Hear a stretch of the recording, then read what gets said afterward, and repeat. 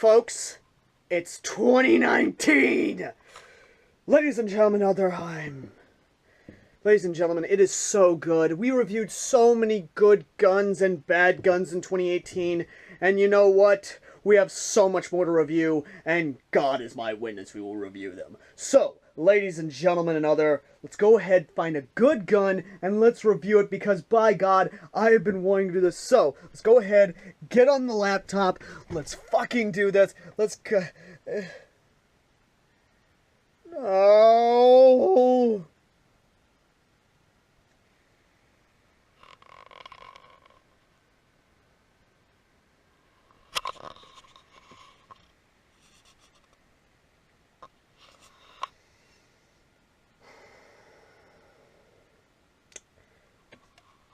You couldn't, could ya?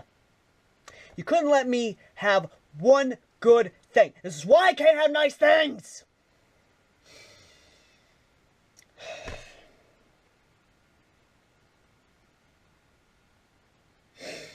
And I know the son of a bitch who did this. I know the son of a bitch who said, I fucking know the son of a bitch that... God damn it, Apex! Let's fucking get this over with.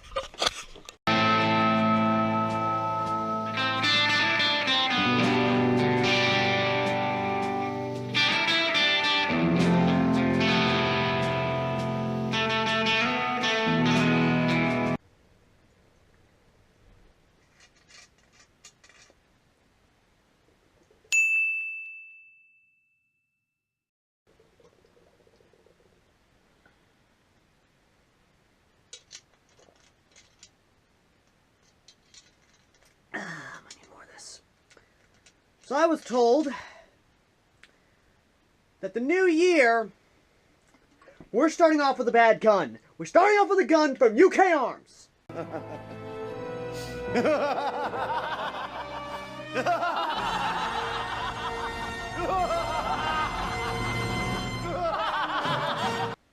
Why the fuck not? And believe me, I'm gonna need more of this if we're gonna continue talking about this, because if you know my track record from last year, especially October, you know that me, UKARMS, Well, Double Eagle, and Crossman don't exactly have a good relationship. Hell, my relationship with UKARMS is like that abusive relationship where it keeps fucking hitting me with all of its shit and not giving me anything in return. I'm the bitch in this relationship, apparently. Of course! So yeah, I broke out the hat, because I'm sorry, this is the hat I will wear for when I'm reviewing bad guns. So, if you'll excuse me, I'm going to take another swig while you guys see what gun we're reviewing. Okay? Okay.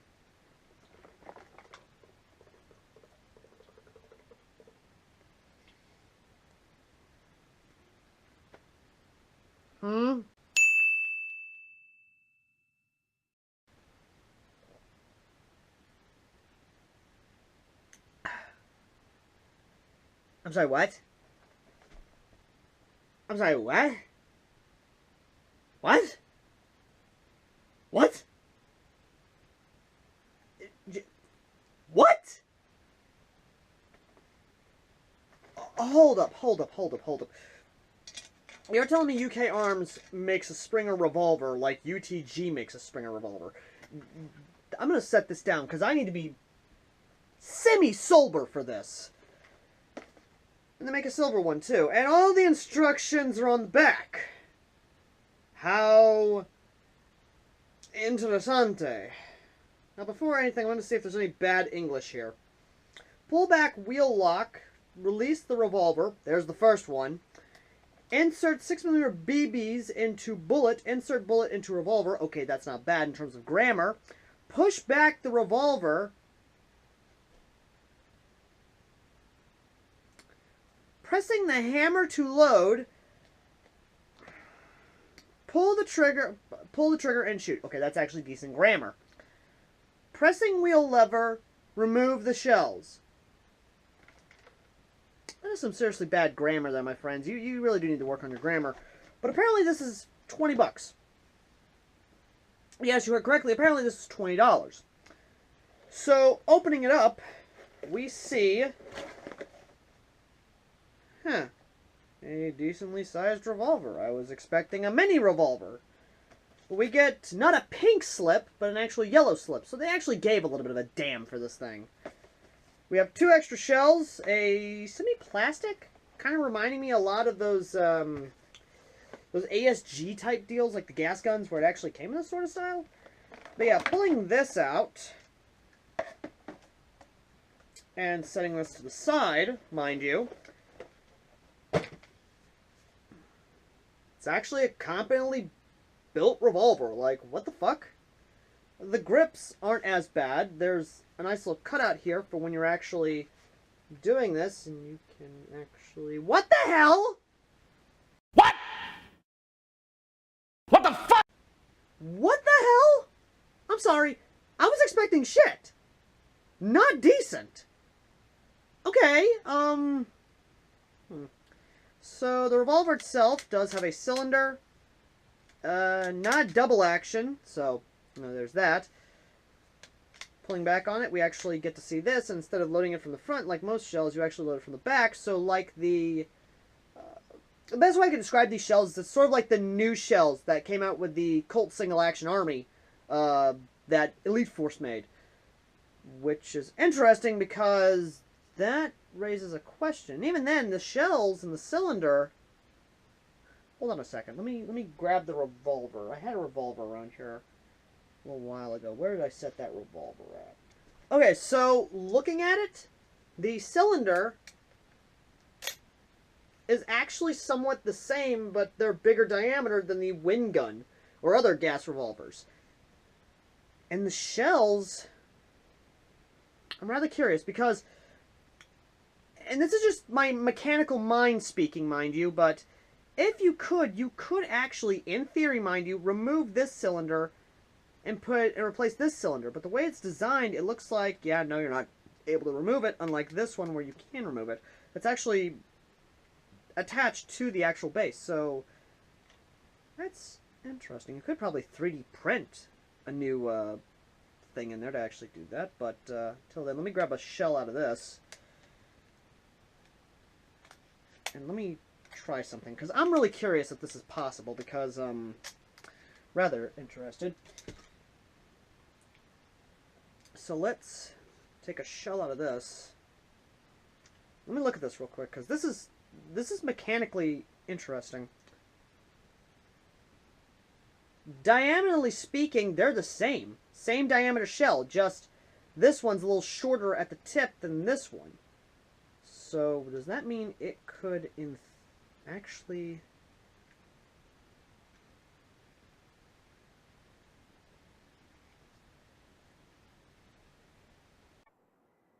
What the hell was that? Yes, it could. This is going to definitely lead into something at the end of the video, but let me check something real quick. Oh, that prime's atrocious. Okay, so do this. Yeah. It went through. Not as good as this one because of the diameter of the actual and it can be extracted. What the hell? It didn't go as through because of the diameter of the actual hole right there when compared to the actual shell that we have. Still, that's interesting. So, yeah, that's definitely going to lead into a interesting conclusion at the end of the video. But, either way, let me set that in my pocket real quick. So what do I think of it so far? It's not good. I'm going to tell you that now. But what's interesting is that apparently you can remove this pin here. And I'm looking at this. The pin here is removable. It's not molded in like this one here. So you can remove this and actually fully take this barrel off. Which means, and I might try this, mind you, with the wind gun here. I might actually make this into a snub nose. Again, I may. I don't know. You're going to have to wait for future videos on that. But in terms of balance, it's actually not bad in terms of a that. But when it comes to the actual priming of it, shit, that actually is. It is atrocious. Like, I'm not as weak as some people, but I'm having a hard time priming this. So, it sounds weak as hell. It's not good. Really is not good. But the sights are actually okay. They're not bad sights. I mean, they're not great sights either. They're not like, well, these or the ones on my revolver carbine behind me. But still, it's better than nothing. And it being made out of polymer, it's not that bad. I mean, it's not as bad as this, which is all metal and like $60. But still, it's not as bad. But in terms of everything else, it's not as bad. Now, it may need lube because looking at the O-rings here, they do look like they do need to be lubed up, so I will definitely lube up the O-rings on this and the O-ring on here, which, actually looking at it, I'm trying to see how it all mechanically works. Because, again, I went to college for mechanics, and mechanically speaking, I am intrigued at how this thing works. Okay, that's interesting. So, let me just get you guys in here, because this is mechanically interesting. I don't know. Son of a bitch. I don't know if you can see it or not, but just look in there. Look at this right here.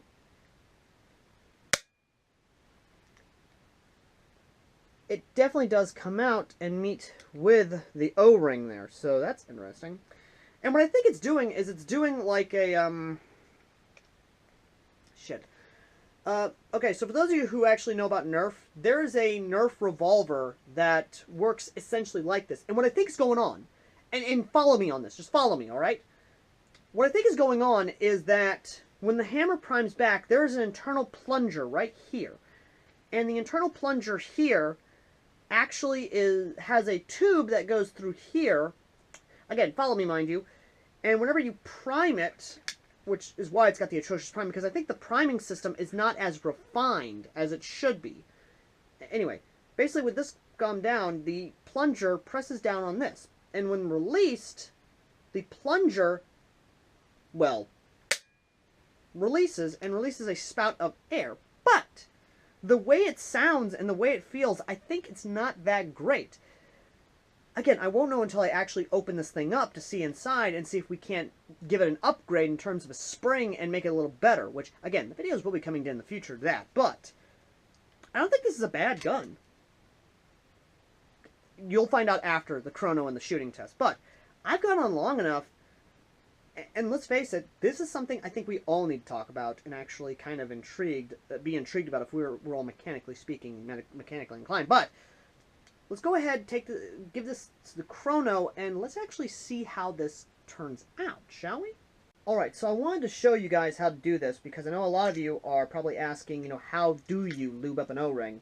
So let me just go ahead and set the revolver. Let's take the revolver and take our synthetic oil here, or synthetic lube, whatever, and let's just open it up real quick.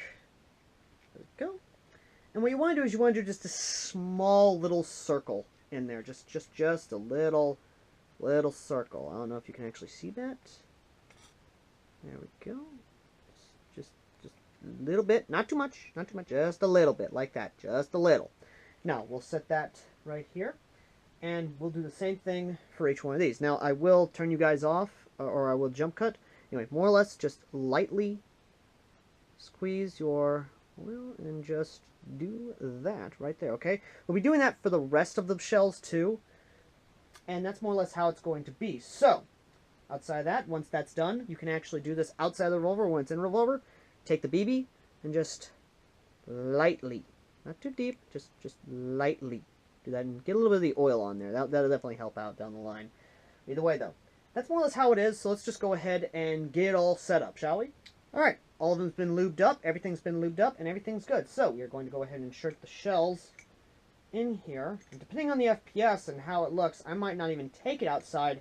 I might just actually do a simple shooting test here in my room, here in the studio, and actually see how everything goes. So, the shell's been loaded up. There we go. Let's go ahead and turn on the chronograph. Oh, good God, that's atrocious. I might actually need my second hand. So, using Black Ops Ignite .2 Gen 3 BBs. Let's see what we're dealing with. 105.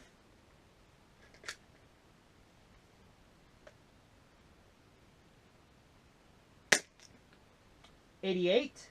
Ooh, that's not good, guys. That does not... That's not good. 94. And that's after the lubing. Like, I don't want to know what it was like before. 100.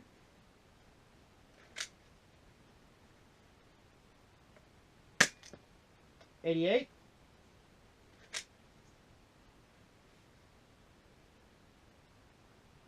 That's what I thought. 85.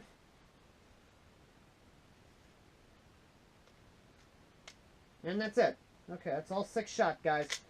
So it is going anywhere between 100 and 80 FPS. That is insanity. Also, I did confirm my theory on what it was, because when prying back the handle, you can actually see up in here the actual tube in which the air goes through. So that's actually really interesting. And this doesn't really do all that much, but it definitely does confirm my theory. So yeah, that's interesting. Alright, well. Let's go ahead. The thing said 38 feet, so we'll actually see. Let's go ahead and get this thing loaded up, and we'll take the target here and put it about pistol distance. Roughly, if that. So we'll see how she does. Alright? Alright.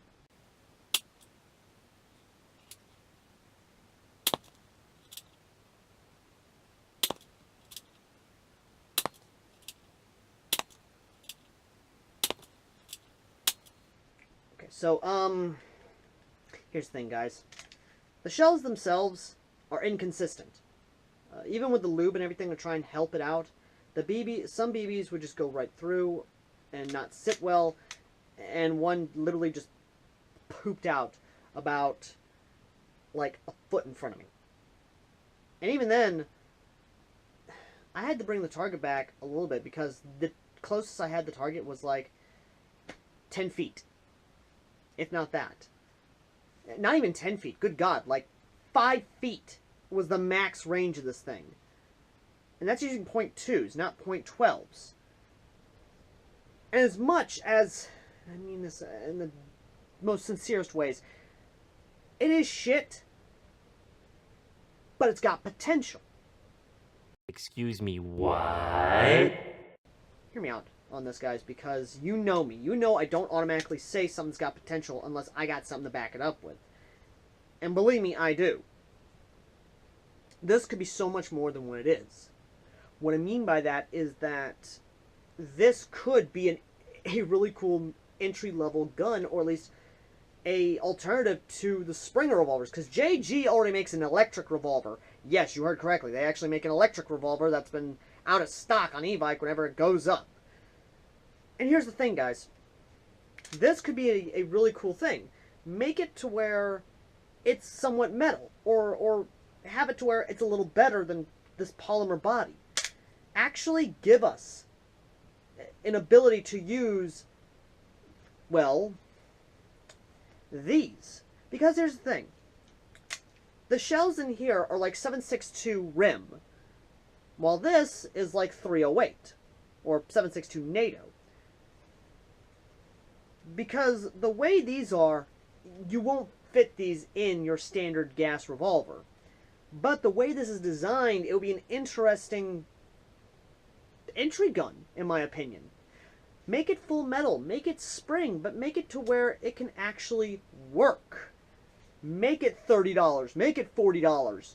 Keep it below 60, and you're going to have a very good, selling like hotcakes, spring revolver that everyone will want. Because some CQB fields will not let you use wind gun revolvers unless you have the UTG shells, or the ASG shells, I mean, that allow you to have CQB FPS. And here's the thing. We don't have a actual, quote-unquote, good Springer revolver in Airsoft that actually is something that we can actually be proud of. This is a joke, but I think when I actually open this up and actually document what's inside of it and how it all works, I think we might be able to figure out why it's a joke and why it fails. So hard why it fails. And in my opinion, I really want to know why. I mean, call me what you will, but never say I'm not an optimist or don't present ideas. But with the thing as it is, it gets no more, no less than it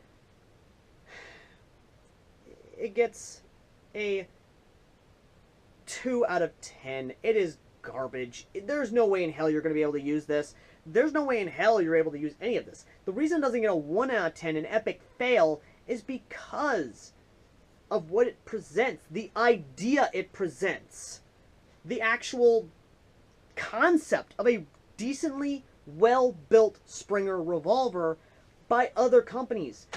G&G Springer revolver. Think about that.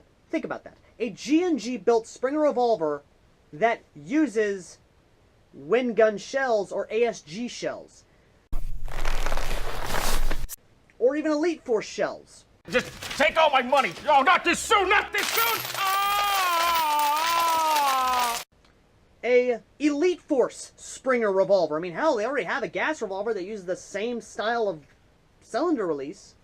Or better yet, a Tokyo Marui Springer revolver. Stop. My penis can only get so erect. One that gives you the elegance of Tokyo Marui build quality, but gives you an alternative to a gas revolver. Just saying. Hell, even Marusian, I'd be happy with you making one. But that's about it. Anyway, thank you all for watching. As always, I've been AirsoftAl. Welcome to 2019. And you know what? I thought I was going to be reviewing a bad gun. And I wasn't. I just reviewed a missed opportunity. And one that needs to be rectified immediately by a better, reputable company. Anyway, thank you all for watching. As always, I've been AirsoftAl, the common man's airsoft who reviews bad guns so you don't buy them. Till next time.